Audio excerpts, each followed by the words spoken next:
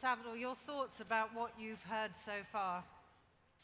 Well, I mean, the first thing, it's amazing to have a conference here in the Middle East talking about sustainability.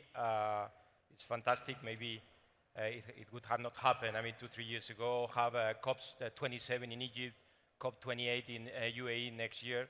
I mean, just rise the importance of ESG in the agenda, and specifically, I would say, the climate change, because at the end, I would say, out of all the problems, this is, I mean, the one that is coming more and more important. I would say that the telco industry is evolving fast in trying to reach that challenge. Even if it's 2% of the consumption, I think all of us need to contribute. In the case of IAN, I mean, we announced recently aggressive target to be a net zero, have net zero emissions in the scale 1 and 2 only in 2030, which is 7 years from here. It's a big challenge, and it's a big task, the one that we have put it on our side. I believe also that it's critical because you see that more and more we are fighting for talent.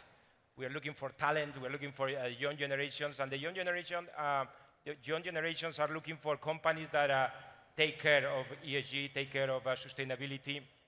And if we don't do that, it will be very difficult for us to compete. Even today, even in the financial market, it seems that, I mean, if you are green, you are able to access to a better rate. So I would say there is only one way, and it's all of us to really put this on top of our agendas.